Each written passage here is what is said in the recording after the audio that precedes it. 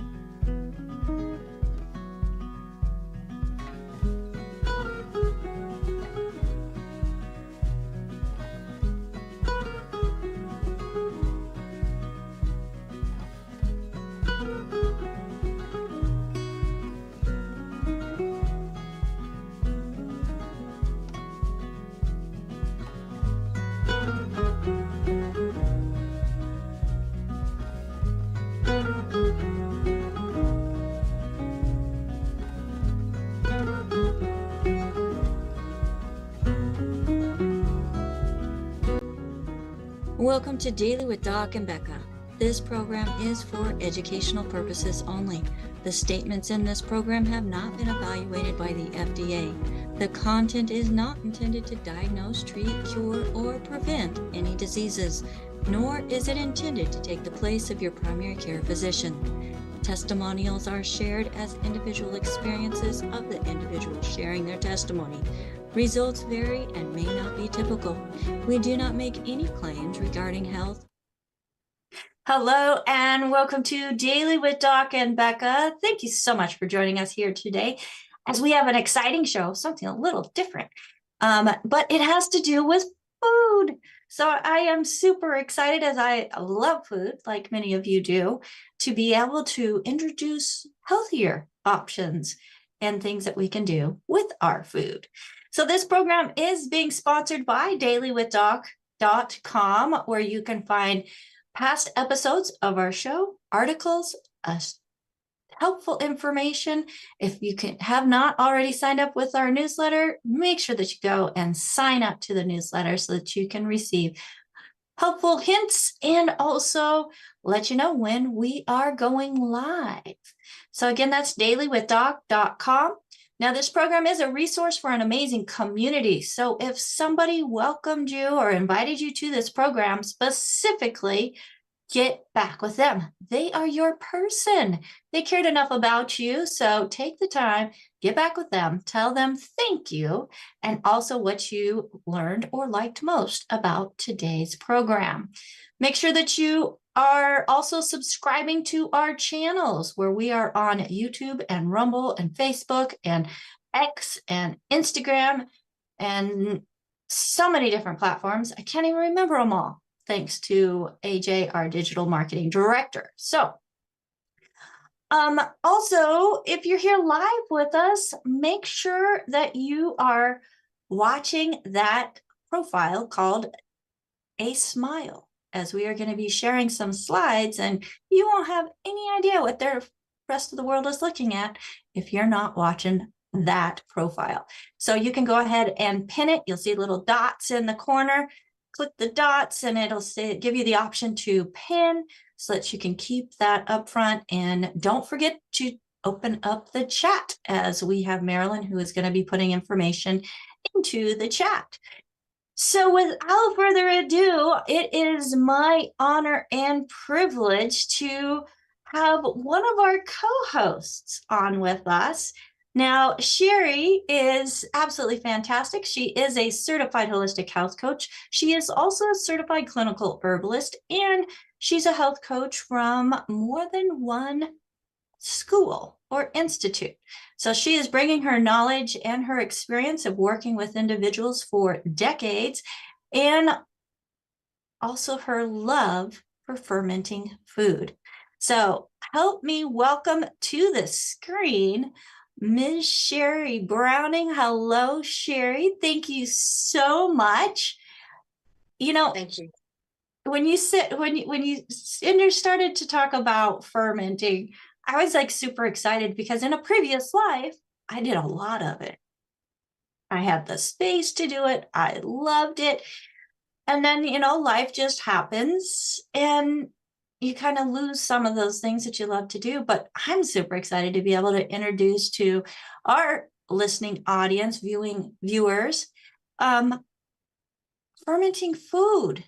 So, folks, we have Ms. Sheri Browning. Sheri, I am just going to turn it over to you. You've got a beautiful slide deck that's going to be shared as well. And folks, get prepared because we're going to be talking about the magic of fermentation, ancient wisdom, and modern health. Sheri, take it away. Thank you so much, Becca. Yes, fermented foods are wonderful. Of course, we all have our story of how we got there. And so I'll share with you what my story is. Like many of you, I wear many hats. I'm a mother, I'm a health coach, I'm a grandmother, and just recently became a great grandmother, which is pretty exciting. Now, I've always had an interest in health and nutrition. That's the reason for certifying as a health coach at the IIN Institute, and then again certifying with this, with our critical health. Let me see. Institute of Holistic Health. Sorry about that. But my deep dive into the world of health started really about 13 years ago.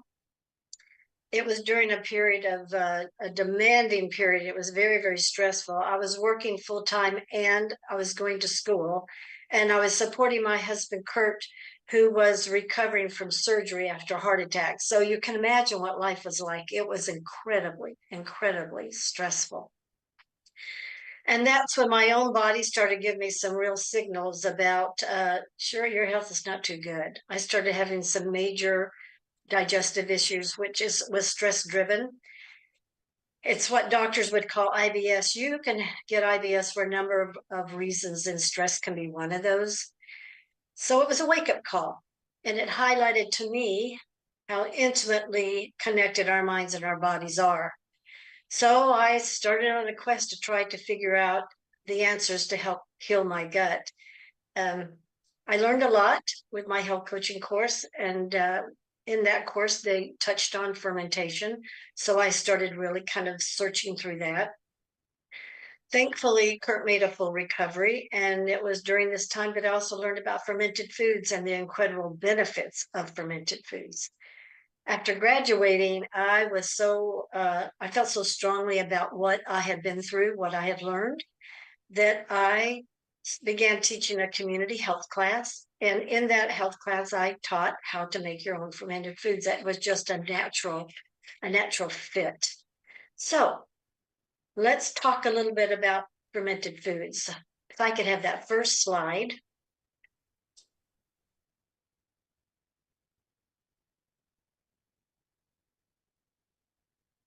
Okay, very good. And you see there's an array of fermented foods for you to look at. But fermentation is not some newfangled trend. It's ancient. It's been around for thousands of years, long before refrigeration was even an idea.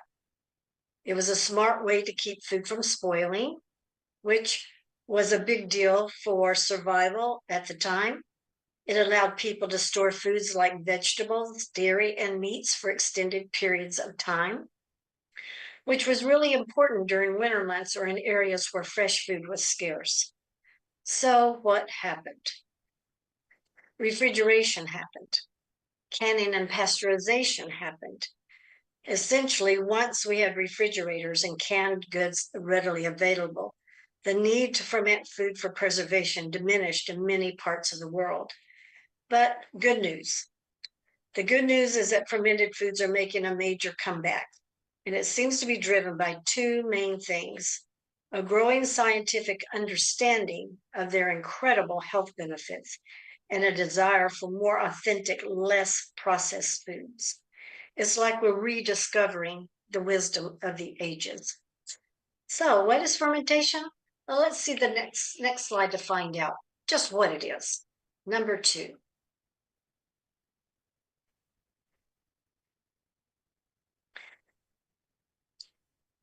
Okay, there we go.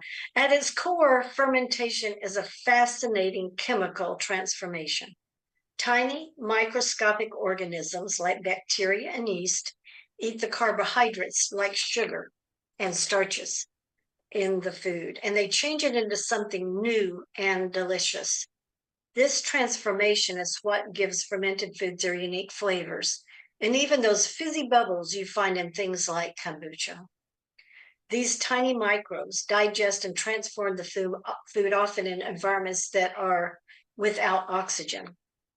So in a nutshell, fermentation is a natural biochemical process carried out by tiny microorganisms that changes the flavor, the texture, and even the nutritional profile of the food you are fermenting. And so what's so good about that? Well, let's look at slide number 3 and find out. Fermented foods are not just tasty, they're nutritional powerhouses. They are an amazing source of probiotics, which are so beneficial to our digestive system. All these microbes are truly ingenious. They don't just exist, they actively create more of the good stuff our bodies need. For example, they can synthesize more B vitamins, which are vital for energy production and healthy nerves. They even produce vitamin K, a key player in maintaining strong bones and healthy blood clotting. Take sauerkraut, for example. The amazing microbes working their magic in the cabbage actually boost the vitamin C content that's already there, which is fantastic for our immune system. Fermentation also increases the presence of helpful enzymes in food. These enzymes act like tiny scissors, helping to break down our food, making it much easier for our bodies to digest and absorb all the vitamins and minerals. And when it comes to proteins, fermentation starts the breakdown process before you even take a bite, so your body can absorb them easier. Essentially, fermentation is like a nutritional upgrade for our food. It unlocks and even creates essential vitamins and minerals, like those energizing B vitamins and bone-strengthening vitamin K. Plus, it also adds digestion-boosting enzymes. This all means you can have more energy, stronger bones, a better immune system, and you can just be healthier overall. So what kind of foods can you ferment? Well, let's look at slide 4 to get some ideas. Just about anything. Fruits and vegetables like cabbage, cucumbers, carrots, and even apples. The list goes on. One of my favorites is fermenting okra spears. Yeah, the possibilities are truly endless. Okra spears, I had a friend who didn't like okra until she tried my fermented okra spears. She came over then and wanted me to teach her how to make them, and now she eats them too. They're really delicious. Dairy, such as milk and cream. If we can look at slide 5, that'll give us some ideas there. There we are. And so dairy, such as milk and cream, think of the creamy goodness of yogurt and tangy drink of kefir. I personally prefer raw milk when I make kefir, if it's available. Lightly pasteurized works too. Just avoid the ultra pasteurized dairy. It doesn't have enough life left in it to do anything. You can, if you can't use dairy, take dairy, you can create delicious fermented kefir with nut milk. I have done it, and it is absolutely delicious. I fermented almond milk, cashew milk, and even coconut milk. They're wonderful and they're delicious. You can do grains. I haven't tried that yet, but I've heard you can do grains, rice and barley. Haven't tried it, but it's got to be interesting. How about kombucha? Let's see that slide. Kombucha is one of my absolute favorites. I've been making it for about 12 years now. You'll see there's a little SCOBY that's right beside, that's called a SCOBY Hotel, and that one jar that looks like it has some stuff in it. Those are SCOBYs, and they're called baby SCOBYs that are growing in the hotel, and you can use them to replace the SCOBY in the jar if ever needed. But the SCOBY in the jar will just keep growing. You keep pulling it apart, laying the part that you pulled apart back down, and it just keeps growing. It's a wonderful, wonderful drink. Two of my grandchildren live nearby, and when they were little and would come to dinner, as soon as they came in the door, one of my grandchildren who was just starting to talk would say, Mimi, bucha, bucha. They were just learning to talk, and I think bucha was her first word. You can do legumes, soy sauce, think of soy sauce or tempeh. Even meats and fish can be fermented. I haven't tried that yet. I've canned meats and fish, but I haven't fermented it. I might try that. The one thing you don't want to try to ferment are leafy greens. They just don't work. They become really quite soggy and they're just not palatable. So save those leafy greens to eat as a salad. Don't try to ferment them. So let's go to slide 7 and let's talk about how we might ferment that food. The general steps are pretty straightforward. You want to choose good quality produce, organic when possible. If you grow your own, that's even better. You'll chop or shred or grind to prepare, and just prepare your ingredients according to the recipe you're following. Next, you want to introduce beneficial microbes. This can be done with a starter culture, which you can purchase online, but those are pretty pricey. Some people use whey, the yellow liquid on top of yogurt, or you can use the liquid from a prior fermented food if you have some.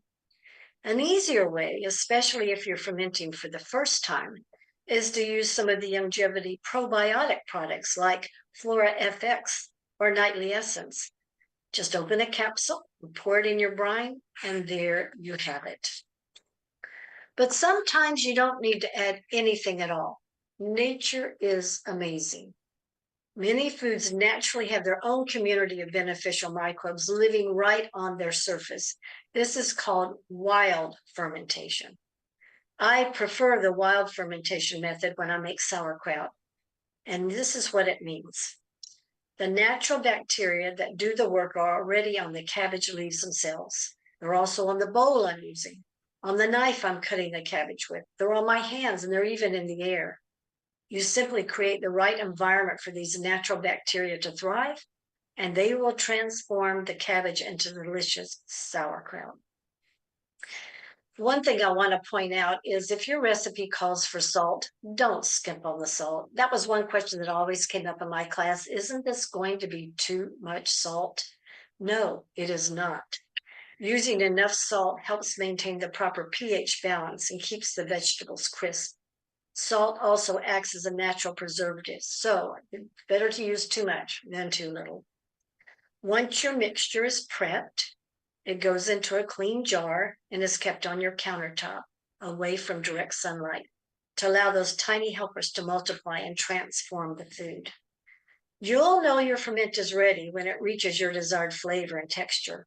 At that point, you transfer the jar to your refrigerator, which will slow down the fermentation process. If I have a jar of sauerkraut on my counter, the way I check it is I just lift the lid, and I always put the lid lightly on the jar. I don't tighten it because it's going to be releasing gases and they need to escape out of the jar. I just lay it just lightly on the top. I check the sauerkraut by just lifting the lid and pinching some out to see if it's the texture of the flavor I want. And if it is, I tighten the jar and into the refrigerator it goes. This will slow down the process. It doesn't stop it, it slows down. It will continue to ferment, but much, much slower pace. So what can fermented foods help with? Let's look at slide 8 and find out the benefits of fermented food. For me personally, I had really problems with bloating and gas because of the IBS. So consuming fermented foods was a game changer in clearing up my IBS. Now today, if I eat something that's a little off or something that just doesn't agree with me, I just open a jar and take a little swig of the delicious brine. Seriously, a little swig can do wonders for tummy troubles, and it works every single time. You'll have improved digestive health. As I mentioned earlier, the enzymes produced during fermentation help break down the food we eat, which makes it simpler for your body to digest and absorb the vitamins and minerals from the food. You'll have a stronger immune system, which potentially reduces the risk of infections and illnesses like the common cold. And if you do become ill, fermented food can help you recover more quickly by reducing inflammation. I had a friend who had food poisoning, and she drank some of the fermented food brine, and it was just like a miracle. Within about 20 minutes, her stomach settled. She was no longer nauseous. She felt better. It was a game changer. If for no other reason, you'd want to have it around just in case. There's a gut-brain connection, as we know, and research shows a powerful communication highway between our gut and our brain. Consuming fermented foods can positively influence this connection, helping to reduce feelings of anxiety and depression. I noticed when I first started drinking dairy kefir, I felt better both mentally and physically. And it was not a surprise to me to learn that the meaning of the word kefir or kefir, however you want to pronounce it, is good feeling or feel good, because that's what it did for me. It is truly amazing how what we eat can impact how we feel, both physically and mentally. You'll have lower disease risk. Some research has linked the regular consumption of fermented foods to a lower risk of serious conditions like heart disease, bladder cancer, and some digestive diseases.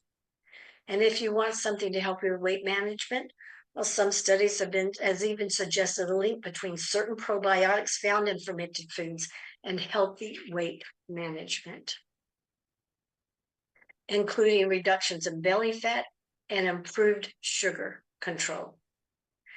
So now you might be wondering, how much of these wonderful foods should I eat? As much as you want, actually as much as you want. I usually put a spoonful or two on my plate if I'm having sauerkraut, or if it's the okra spears, a couple of spears on my plate, and eat it with my meal. Listen to your body. It will tell you when it's had enough. Just enjoy them as part of a balanced diet. So where do you start on your fermentation adventure? Let's go to slide 9. There we go. I highly recommend beginning with simple ferments like kefir or sauerkraut. They're easy to make. There's just one step, and then you have it. Don't be afraid to experiment with different flavors and ingredients to discover what you enjoy the most. The most important thing is to have fun exploring the world of fermented foods and enjoy the health benefits they have to offer. Okay, so if you want to go back to me, Ruth Ellen, I'll start to show you some of the fermented foods that I make and that I keep on hand. One, of course, one of my favorites is kombucha. Love this stuff. Been making it for about 12 years. And I just sent a SCOBY to Becca so she could start some more too. I think you used to make it, Becca, didn't you? And now you're just starting back. Oh yeah, I'm super excited. So I have my own SCOBY now, coming from somebody that I love and trust. Knowing that, whenever you're doing fermentation, you still want to keep a clean environment. That's right. You really, and the ingredients that you use really matter as well. You do. Absolutely do. And it's so fun to talk with somebody who's fermented food before, because you're kind of talking the same language, which is always fun. I don't know what types you tried, but this is the okra spears that I make that I love. I never did okra. I love okra. Yeah. Well, I never thought do this, you just pull it out and bite it. It's crunchy. And those okra seeds inside just burst in your mouth. So, so good. I don't know if you ever tried fermenting garlic, but here it is. You can cook with it. You can just eat it straight like it is. It doesn't have as strong a taste as garlic does normally, but if you're having some issues, take the garlic, chew the garlic, eat the garlic. It's wonderful. It's delicious. So when it comes to the garlic, we have a beautiful Korean lady who does fermented foods here locally. And we get some of her fermentation stuff, since I didn't have the stuff to start my own. But with the garlic, we'll take that, and because she has it in cloves that are quartered, and we'll cut them a little bit smaller. We'll throw them on top of our salad. Oh my Yes. goodness, it is amazing. Yes, it Absolutely amazing. is. It is absolutely amazing. You can do cauliflower. You can tell. This is one of the jars I go to when I want to take a swig or two because my tummy's kind of not feeling good because I'm drinking this down. But this is really, really good. You can throw that on the salad. Just mix it with your salad. It's wonderful. Little So a tomatoes. Yeah, go ahead. question. Yeah. So you've been drinking that down. How Mhm. long does fermented food last in the fridge? And do you Oh keep it gosh, in the months and fridge or months and keep it months. out? I've had some for a long time. I don't even label it anymore. I had a friend who took on my classes and I had taught them how to make beet kvass, which is fermented beets. And and that is super good, let me tell you. She had a jar of that in the back of her refrigerator in her garage that she forgot about. And about a year later, she found it. And she called me and said, "Do I dare drink this?" I said, "Open it up and see. I can't imagine it would go bad." It wasn't. And she drank it. So I don't know. I don't know what you may read online. What you read online and what I've experienced in myself are two different things. So this has probably been in there for at least 6 months. Really good Awesome. stuff. Yeah. And that goes Little, back to before refrigeration yes. and preserving food. Yeah. And I was curious to be how they would do their fermented food once they had reached that stage that they're ready to put into refrigeration. And apparently they would dig holes in the ground where it was cooler, or they had root cellars where it was cooler, and that's where we keep all this stuff because they didn't have refrigeration to put these things in. Little tomatoes, these are wonderful. They just pop in your mouth. They're cocktail tomatoes, and I throw that on a salad and they just pop in your mouth. Absolutely wonderful stuff. And of course, the favorite sauerkraut. I mean, what will we do without that? This has such a high content of vitamin C. This can go right on a salad. It can go as a condiment on your plate with your food. And when you eat food like this, it's fermented with your meal. You're actually helping it to break down all the other food that you're consuming as well, which is ideal. These are the two ingredients that I recommend. Nightly Essence of Flora Fx if you want a starter. You'll only put it in a ferment that has a brine like this. You wouldn't put it in the sauerkraut because the sauerkraut has its own already on its leaves. It doesn't really need any extra help. And it doesn't make much moisture. So that would be a little more challenging, I think. But I love those. I keep those on hand. I even take the Flora FX because your mouth has a microbiome in it. And I take the Flora FX and I sprinkle it on my toothpaste, on my toothbrush. And it keeps a very healthy gums, really healthy gums. So that's another idea for using this product. I love it. This Again, is a that's hand. Flora, Go ahead.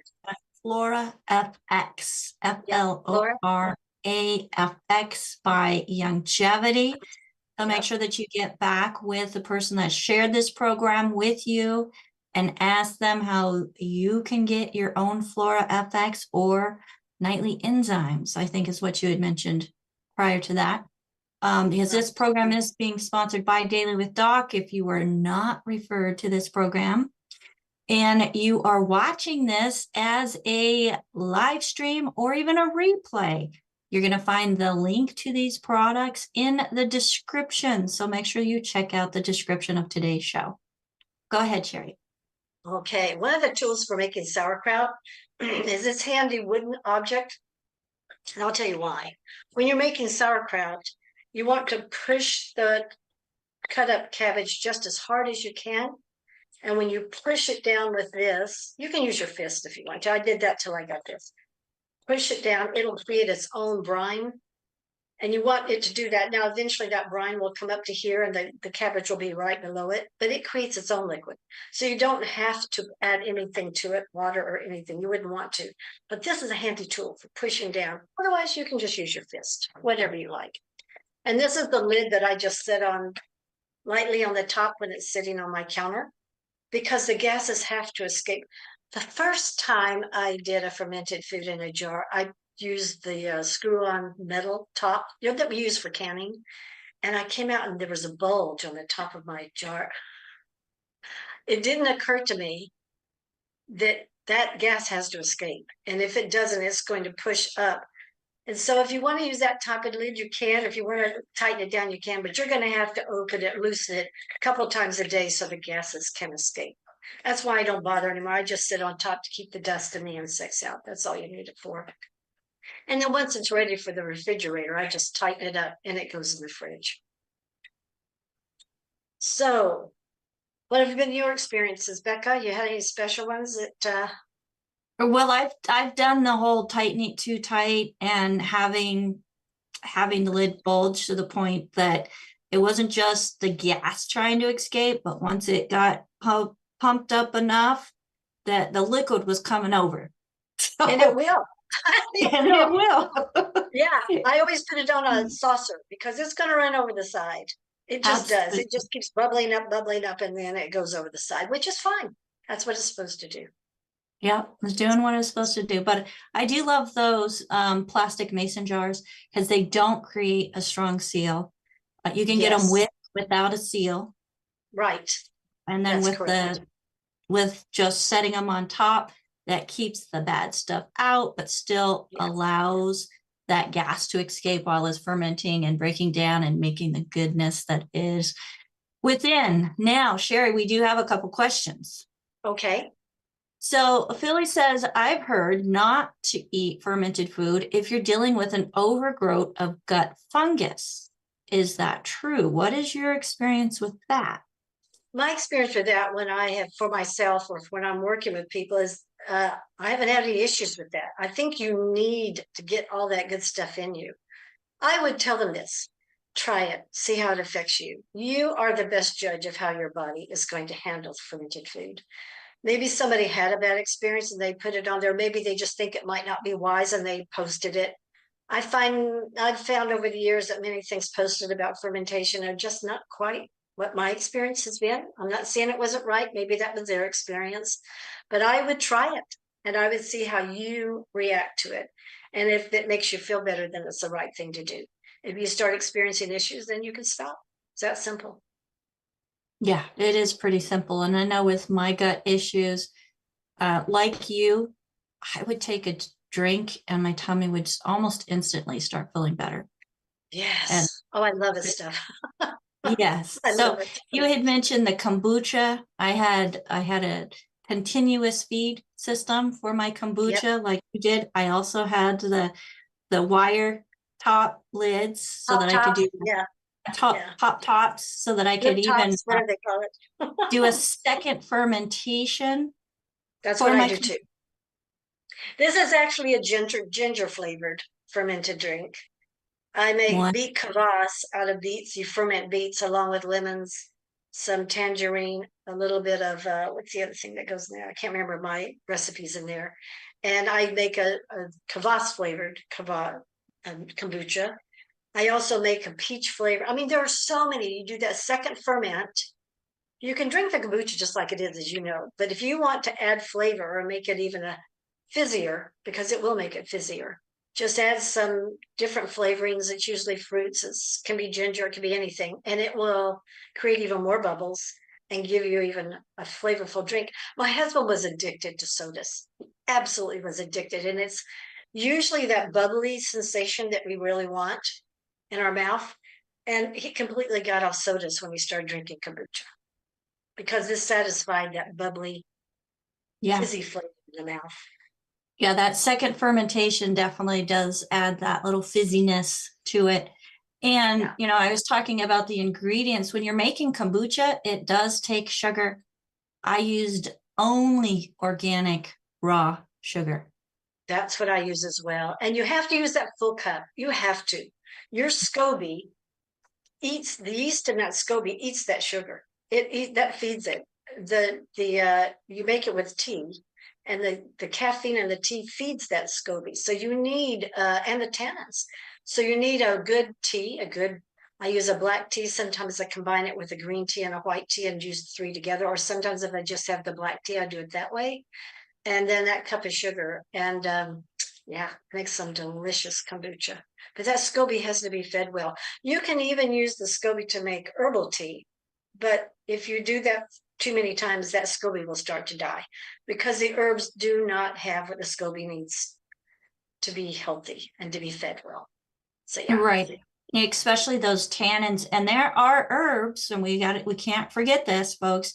There are herbs that are antibacterial, antifungal, antiviral. You do not want to use those whenever you're making a fermented beverage. No. Water kefir. Oh yeah, I've made that before. Water kefir is absolutely amazing. And then adding a few berries to that second fermentation just really gives it a nice, pleasant, bubbly, fizzy without having that chemical that gives it carbonation. Right. But you don't use a SCOBY for water kefir. You use special kefir grains that are water kefir grains. They look like almost translucent little bits of rice on your hand, a little bigger than that. I fermented some coconut water, and I did not realize how that coconut water would become so fizzy so fast. I was in my office and I heard this really loud sound in the kitchen, and I went in there and it was just one big jar of the coconut water, kefir water, and it had exploded because it became so fermented. I've never had that happen with anything except coconut water. If anyone had been in there, they could have been hurt because there was one part of the wall way across from it that actually had an indentation where the glass hit. It was that strong. Yeah. I've had my bottles pop, but I never had the glass actually explode. Yeah. Wow. Okay, we have some more questions. So we have a question. We need to know, how much do you charge for SCOBYs and how are they shipped? Is that something that you're interested in doing? I don't know. I don't think I have enough SCOBYs to sell to too many people. I only have about 5 SCOBYs in my jar right now. It takes a little while to make them. I just double seal them with my seal and mill kind of machine, like she's got right there. And then I send them in a box and I mail them. I have no idea. If you're interested, reach out to me privately and we'll see what we can work out. Yeah. And they don't have to be this big. No, but mine do grow that big because I put them in a half-gallon size jar. The SCOBY will grow to whatever size jar you put it in, and it will take the shape of that jar. One of my jars, actually both of my jars, have kind of a fluted edge around, and my SCOBYs have fluted edges that are in my kombucha jar. And they do that because those SCOBYs are sealing off the jar to keep oxygen from going in, because it needs to have an oxygen-free environment for it to grow. So when you're making your kombucha, you don't want to move your jar because it'll pull it away from the side. You just want to leave it alone and let it do its thing. Yeah, absolutely. And the next question, how can you tell if a fermented food has gone bad or maybe prepared improperly and should not be consumed? Are there any obvious indicators? It's a really, really good question. I have only had a few ferments go bad on me. I mean, they're really very safe to make, so don't be afraid. I had one, the farm I used to get raw milk from, I couldn't get it from anymore. So I went to get milk at the grocery store and used it, and it was ultra processed. And when I brought it home and made my kefir out of it, it literally developed this pink film on top, and that pink film is a mold. So I had to throw it out along with the grains. That's when I learned that ultra processed milk just doesn't have enough life in it. So you can tell that by the way it looks. You can sometimes tell by the way it smells. But fermented foods are going to have their own little particular looking things that you think are bad and they're not. If you have any kind of green, blue mold growing anywhere, then that's bad and you want to throw it out. So if it has a white film mold on the top as it's fermenting, that's called calm, and you can just take it off. It's not harmful. It can alter the taste of the food. That's why when I ferment food like sauerkraut, I will go there and check it each day, and I'll make sure that I push everything down to keep it below the water line. One reason for that is to keep it stirred up at the top so that calm can't get started, because it's just a simple mold and it's not harmful, but it can make the food taste different. Not bad, just different. So you just look at it, you take a look, you'll get to where you just know exactly what's going on by looking at the jar. Green, blue, fuzzy mold is very, very distinct, and that's when you throw it out. And my experience with having in the beginning, and that then got me to really pay attention to the produce I was purchasing, making sure that it was organic and making sure that I cleaned it well, was my first sauerkraut. And it was full of life, and it was not the good life I wanted. Oh So dear. it was very fuzzy, very Yeah, fuzzy. And you know, it it didn't can take very long to get there either. I was really surprised. my guess on that was you didn't use enough salt. Because when you make sauerkraut, when you have your cabbage in the bowl and you sprinkle the salt on, you've got to have enough salt that it can really keep everything, that pH balance right. And the way you can tell if you have enough salt is taste that cabbage. If it tastes salty like a potato chip, you're right on. If it's not that salty yet, keep adding salt. Don't be afraid, because that salt dissipates in flavor as it sits. It really, you can't add too much salt, in my opinion, but you can certainly add way too little. Yep, absolutely. Next question, and then we've got some hands going up. What is the difference between fermenting and pickling? Ah, that's a good one. The pickling is just a brine made of vinegar.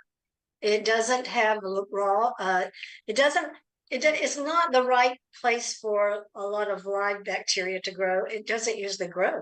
So you have to have the brine with the salt and the starter in it to really get it growing. So one is a vinegar based and the other is a salt brine based.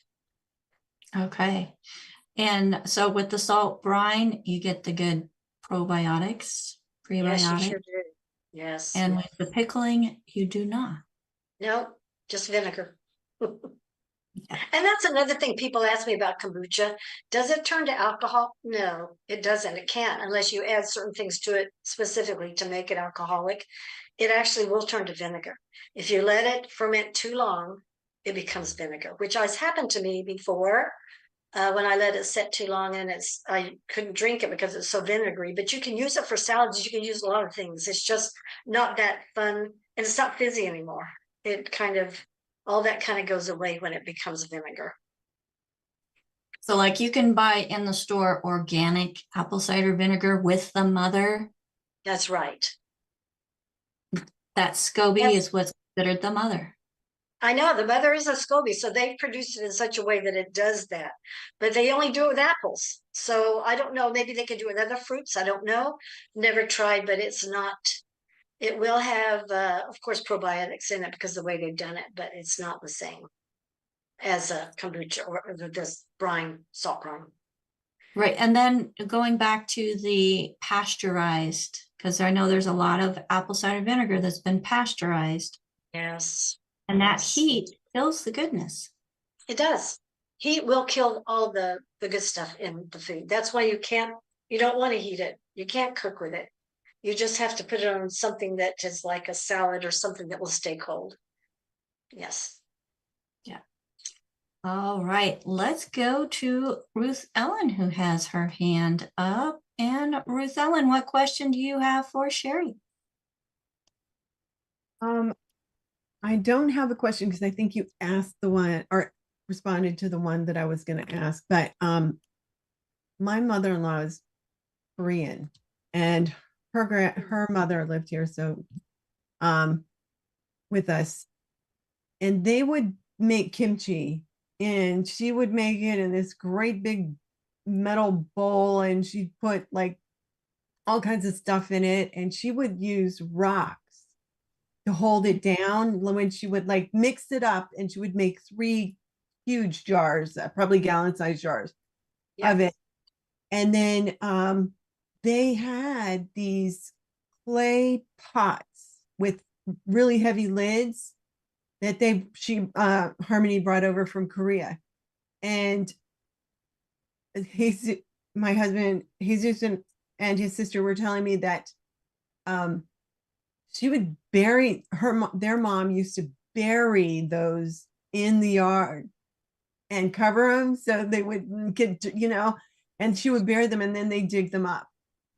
Isn't that amazing? Isn't that amazing? That's probably amazing. from way back before refrigeration of when Yeah. you want to stick it in the fridge, they just let it continue to Yeah. ferment slower in the ground. That's incredible. Yeah. I know when we went to Korea, on the balconies of apartments were these big clay pots. I didn't know what they were. And then somebody told me, well, that's kimchi growing in those pots for them. Amazing. Yeah. Yeah. Yeah, and we have all those rocks that she used to put in the jars, and then she would like taste it, and she's like, "Oh no, it needs something," or "No, it's no good anymore." But she made the best kimchi ever. It was the best. It was the best. Yeah. And spring and summer kimchi, and then there was a winter kimchi, and then there were kimchis made with radishes. It was really good stuff. Really good. That would be good. That would be good. Yeah, one fermented dish I made were beets. I mean, you've heard of pickled beets. Well, these were fermented beets. They're still crunchy and they taste great. Oh my goodness. They're a little trickier to ferment than other foods because they can get slimy really quickly. You have to make sure you have the right balance of everything, but they're delicious. Yeah, love beets. Fantastic. Great. Thank you for sharing that, Rizellen. As she was talking about doing the sauerkraut, I remember my youngest and I going out into the desert, where the dry riverbeds were, and finding river rocks. I had a jar. We found a river rock that would fit inside just right to hold it down, because I wanted to make sure that I didn't have anything that may have been contaminated by any type of farming runoff. So we went to the desert right at the base of the mountain. That's a perfect idea. And the reason for that weight, for people to know, is to keep the contents below the liquid line, because you want to keep it submerged, the food itself submerged with the water, the liquid over it, so that oxygen doesn't get to it. And then it might be true, might not be, but I thought having that rock that was actually a mineral would add a few more minerals to what I was fermenting. Maybe so. Maybe so. Maybe. Yeah. Well, this has been absolutely fantastic. I love it. And folks, if you have any questions, go ahead and raise your hand. We do have a few more minutes. And just as a reminder, this program is being brought to you by dailywithdoc.com. Sheri is a certified holistic health coach. She has gone through the course that's offered by the Institute of Holistic Health, where they taught about the 4 areas of health, how those areas are affected by mineral deficiencies, and then the solutions, but they didn't stop there. They look at all 8 areas of health and helping to create total wellness. Now, Sheri, we didn't talk about this before, but we got a few minutes. Okay. You are already a certified health coach. I was, yeah. And that was a year-long course. You had to go at the pace of the school. So it took a year to finish. And what did you learn, if anything, different between the Institute of Holistic Health coaching course and your previous one? Well, the difference in the Institute of Holistic Health actually teaches specific health issues. The other health coach course wouldn't do that. They said legally they didn't think there were legal parameters they were worried about. We're not allowed to diagnose. We have to call our clients, not patients. So they were very into being very careful about going over into the medical field at all. But when you're working with people, you have to be able to know what to do for health issues, because they're going to have complaints of, raised blood sugar, type 2 diabetes. They're going to have digestive issues. There are so many things you have to address. So the Institute of Holistic Health helped me learn about those areas of health, which were very, very helpful. And then, of course, we know longevity has so many solutions to that through the products that we have. that it actually gave me, I think, if I can compare the two, the Institute of Holistic Health was really all I needed. I didn't need the other one. I just didn't know it because I hadn't discovered Dr. Wallach yet. And the cost was a fraction. Oh my goodness. It was thousands of dollars for my first one.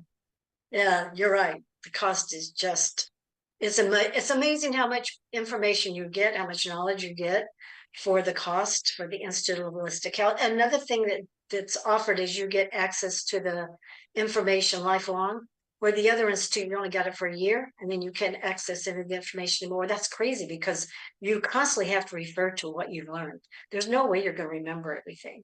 So having access to the school, to all of the material in the course has been phenomenal because I'm always referring to it. And how about the community? Did you have a community that you could bounce ideas off? We did, and the other one while we were going to school. Afterwards, no.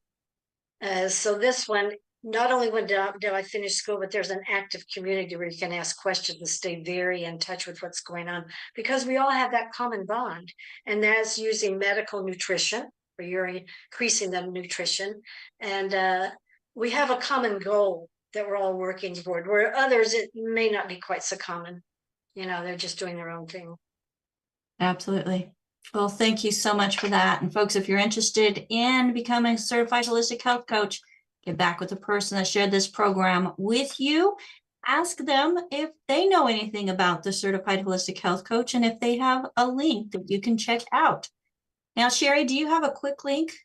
If somebody is not already working with somebody and they're interested in the coaching course, do you have a quick little link you want to share? Gee, I do have a link. Let me see. Put you on the spot. Let me get so that AJ's gonna get that up for us. So thank you so fantastic. much. And that would be fantastic. So he's gonna put that into the comments and hopefully the description, if we can add to the description. If not, you could go, and you're not working with somebody, go to coach.dailywithdoc.com and get more information about the coaching course there as well. And let's go over to AJ. AJ, I'm going to add you to the spotlight, buddy. What question or comment do you have today? Hey, Sheri, great information. My question is, as I'm trying to find your link, my question is, if you don't take probiotics, is the fermented foods enough for keeping our gut in balance? It appears to me that some of the other cultures use a lot more fermented foods around the world. Germany, they use sauerkraut, and I'm guessing, you know, in Asia, they have the kimchis, and Africa, they have the kefir, I guess. So I'm guessing that this is important stuff that I've been missing out on. I'll tell you what my opinion is, and it is my opinion. When I look at any kind of probiotic that's here, you'll get only a certain number of strains, different strains. You want a wide variety of different strains in the gut, and they can only put so many in. Like that's quite a few, the Nightly Essence. But in something like sauerkraut or all these fermented foods, you're going to be getting hundreds of different strains. So you want this diverse, different strains of probiotics, not a monoculture where you just have a handful of different strains of the probiotics, but a diverse, open, just vast number of different probiotics, the different strains of probiotics, because there are so many. And the foods have hundreds in them. So yeah, I would say this is what everyone needs to add to their diet. Absolutely. And if you need extra, then you can add to it there. I put this on my toothpaste because it's so good to keep the microbiome in the mouth healthy. So I would say, yes, you want to add fermented foods. Okay, then, okay. But now when you're making the sauerkraut, I don't know if you said it today, but in the past you mentioned something about working it with your hands to get the different strains going. So should I start this with extremely dirty hands, like I should just go touch everything on the subway and then start making my, is that the strategy or? Now, try that, AJ, and tell us what happens. I should give it a whirl, huh? Clean. So you're gonna wash your hands and you're gonna wash all the stuff that you use, but you can't wash everything off. And the fact is that the microbes are right in the air, so you're still gonna get it. So when I'm in the class, I do sometimes teach my students when they're working with sauerkraut to kind of squeeze it, mash it, and that's to get the juices out of it because you want it to form its own brine. You don't have to do that. When you cut the sauerkraut or the cabbage up and you put it in the bowl, you can just sprinkle salt over it, let it sit for 30 minutes, and you'll see the liquid start to come out because cabbage has a lot of liquid in it. But yeah, touch it with your hands. Don't be afraid of it. I mean, you don't have to have a sterile environment. When you can food, you want a sterile environment when you're working with the jars and the lids and all that.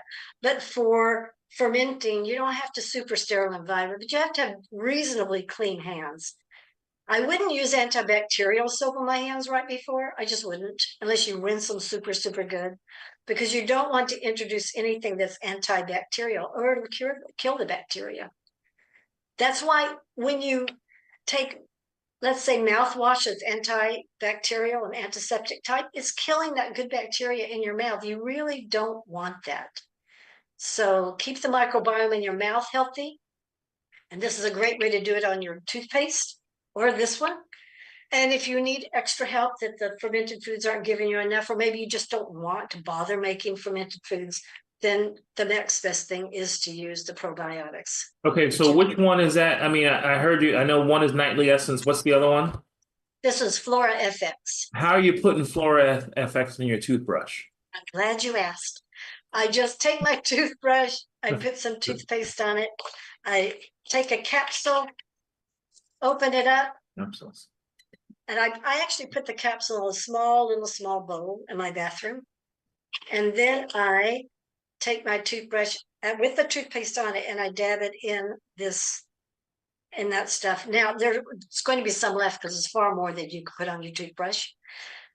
With the leftover probiotics, I usually swish my mouth because you really do need a lot of good calcium for strong, healthy teeth and gums.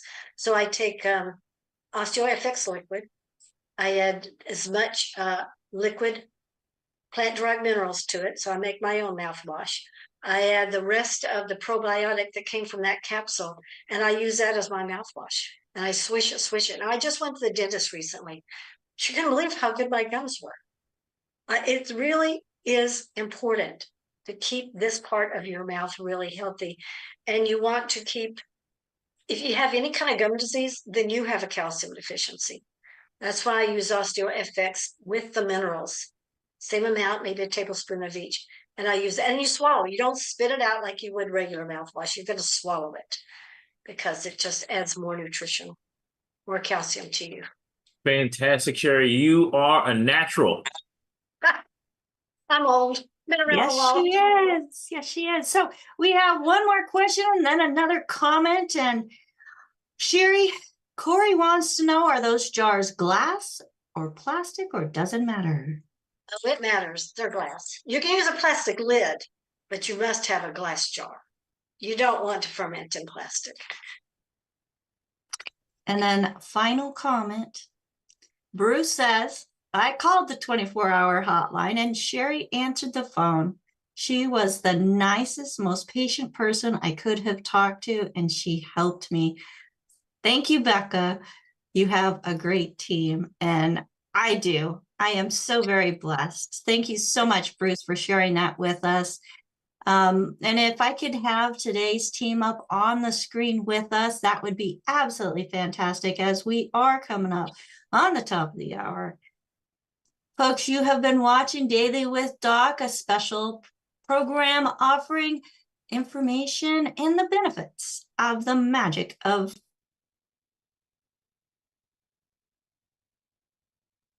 don't mute me. Okay. And we just want to say thank you so much, Sheri, for sharing your knowledge and experience with us. Thank you to all of you who took the time and invested this time into you yourself. and getting information to help benefit you in this journey we call life. And it's the health journey part of life. So again, today we had Sheri Browning sharing with us, certified holistic health coach. She's part of my tech crew. So she also did the setup part that she always does, and then carried on like a pro. Thank you so much, Sheri. We have Albert, who is joining us from South Africa. And, you know, that zebra in the background, that was actually in his yard. And I love the pictures and videos that he shares of all of the different animals, including giraffes that are wandering around his natural preserve there in Africa. So, and he has allowed us to have 24/7 with our hotline for the Daily with Doc team. So thank you so much, Albert. And we have Ruth Ellen, who is my executive production manager. She helps to get everything set up and push the stream out so that you can enjoy it whenever it is that you have time to invest in yourself. So thank you so much, Ruth Ellen, for all that you do and keeping us organized and on task. And we have Marilyn, who, folks, if you're here live with us and you got that chat open, you can see how busy her fingers were as she is taking the information that is spoken and putting it into print there in the chat of the live Zoom. And speaking of live Zoom, folks, if you'd like to join us live, you're more than welcome to do so. Wednesday, Thursday, and Friday, most Wednesdays, most Thursdays, most Fridays, from 12 to 1 p.m. Pacific time, or 1 to 2 Mountain, 2 to 3 Central, 3 to 4 Eastern. I think it's like 9 to 10 in South Africa. Is that it? Or is it 10 to 11? 9 to 10. 9 to 10. All right. Oh, 10 to 11. I don't know. No, Just huge. it's 9 to 10 now. 9 to 10. All right. With all these time From zones. November, it goes 10 to 11. There we go. Now you know, folks. In November, 10 to 11 p.m. And we have AJ, who is very instrumental in getting everything rolling, getting us on the different platforms and meeting you where you're at. And very active in bringing in questions from the different platforms as well. So thank you, AJ. And we have Rod, who's also out looking and bringing in questions from the platform, letting people in as Albert does, and making sure that we have a safe, family-friendly place for you to be able to enjoy a program that then feeds you without interruption or distractions. So I just have an amazing team. I greatly appreciate them. Folks, my name is Becca Dukes. Not only am I the hostess and producer of this show, I'm also a certified naturopathic practitioner, certified holistic health coach, the director of student services for the Institute of Holistic Health. And I just love people so much that sometimes I want to see them better than they want to be better. And folks, that's something that whenever you have a heart for people, it's tough. But if you have the heart to get better, or you want to work with people and help them find a better health journey, get back with the person that shared this program with you. Say, hey, I want to improve my health journey, or I want to help others improve their health journey. Now, if they don't know anything about doing that, or don't have connections or the information needed to help you continue with that, and you're not already working with somebody, I do have a call team at 855-949-3377. Again, that's 855-949-3377. Or if you would like to email, you can email with questions at dailywithdoc.com. So again, folks, thank you so much for joining us. We will see you next time on Daily with Doc and Becca. Bye for now.